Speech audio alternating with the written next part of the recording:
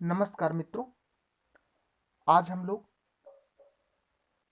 केशवानंद भारतीवाद जो कि 24 अप्रैल 1973 में सुप्रीम कोर्ट में अब तक की सबसे बड़ी पीठ 13 न्यायाधीशों की एक पीठ थी, उसने ही मूल ढांचे की अवधारणा का प्रतिपादन किया था। उसके 50 साल पूर्ण हुए। इस संदर्भ में हम लोग विस्तार से मूल ढांचे की अवधारणा क्या है, कौन कौन से तत्व हैं मूल ढांचे की अवधारणा में, मूल ढांचे के सिद्धांत का महत्व क्या है, इससे संबंधित चुनौतियां क्या और आगे की राह, इसके विषय में जानेंगे। मूल ढांचा सर्वप्रथम केरल सरकार ने केरल भूमि सुधार अधिनियम 1963 पारित किया, जिसमें मठों और जमींदारों की भूमि को अधिग्रहित किया जाना। केरल केशवानंद भारती जो कि एक मठ के मठाधीश थे, उन्होंने इसे सुप्रीम कोर्ट में चुनौती दी, जिसे केशवानंद भारती बनाम केरल वाद के रूप में जाना गया, जिसमें कहा गया कि यह केरल सरकार का निर्णय अनुच्छेद 25, 26 और 31 में प्रदत्त मूल अधिकारों का उल्लंघन करता है। अब जानते हैं कि मूल ढांचे का अवधारणा जो कि इस वाद में दिया गया, संविधान की आधारभूत संरचना या मूल संरचना के सिद्धांत का अर्थ है कि संविधान में कुछ लक्षण ऐसे हैं जिन्हें संशोधन द्वारा समाप्त या परिवर्तित नहीं किया जा सकता। आइए जानते हैं वो कौन कौन से मूल ढांचे के तत्व हैं जिन्हें संसद संशोधन द्वारा समाप्त या परिवर्तित नहीं कर सकती। वर्तमान स्थिति में संसद अनुच्छेद 368 के अधीन संविधान के किसी भी भाग मौलिक अधिकार सहित में संशोधन कर सकती है, बशर्ते कि उसमें इससे संविधान की मूल संरचना प्रभावित न हो तथा सर्वोच्च न्यायालय द्वारा यह परिभाषित अथवा स्पष्ट किया जाना है कि मूल संरचना के घटक कौन कौन से हैं।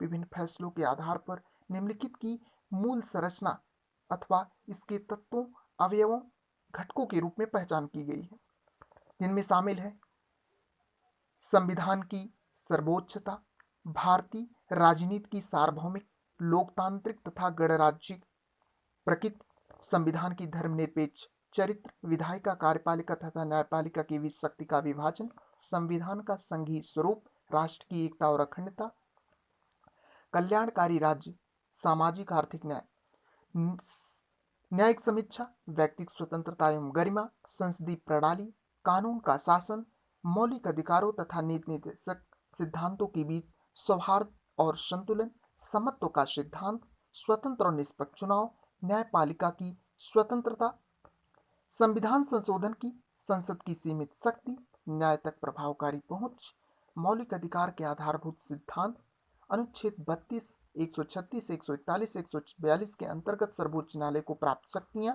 अनुच्छेद 226 तथा 227 के अंतर्गत उच्च न्यायालयों की शक्ति शामिल है। अब जानते हैं कि मूल ढांचे के सिद्धांत का महत्व क्या है कि यह संविधान एक जीवन दस्तावेज बने रहे, यह सुनिश्चित करता है। संविधान की व्याख्या करते समय भारतीय न्यायपालिका के दृष्टिकोण को दिशा देने में महत्वपूर्ण भूमिका निभाता है। संविधान का संघीय ढांचा कमजोर न हो, यह सुनिश्चित करता है। कॉन्स्टिट्यूशनल अमेंडमेंट करने की संसद की शक्ति को उचित रूप से नियंत्रित करता है। मूल ढांचे के जो तत्व हैं वो संवैधानिक कानून का आधार है। मूल ढांचा के सिद्धांत के संबंध में प्रमुख चुनौतियां क्या हैं? चूंकि प्रथम चुनौती है कि भारत के संविधान में कहीं भी मूल ढांचा का जो है उल्लेख नहीं किया गया और यह परिभाषित नहीं है, डिफाइंड नहीं है।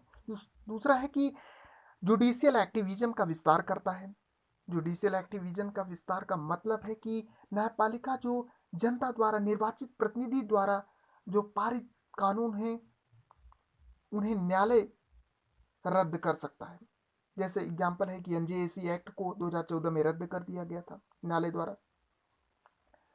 संसदीय संप्रभुता के साथ संघर्ष और संविधान संशोधन में कठिनाई, ये मूल ढांचे के सिद्धांत के संबंध में प्रमुख चुनौतियां थी। आगे की राह हम देखते हैं तो हमें क्या करना चाहिए। परिभाषा में स्पष्टता होनी चाहिए, न्यायिक सक्रियता को सीमित किया जाना चाहिए, जन जागरूकता और जन भागीदारी होनी चाहिए। मूल ढांचे के सिद्धांत के प्रति जन समर्थन के निर्माण तथा संविधान के संरक्षण में इसकी प्रासंगिकता को बनाए रखने में मदद मिल सकती है। अगर लोग ज़्यादा से ज़्यादा जानेंगे मूल ढांचे के सिद्धांत के विषय में, इस सिद्धांत के अनुप्रयोग में निरंतरता होनी चाहिए ताकि संविधान की सर्वोच्चता बनी रहे। धन्यवाद।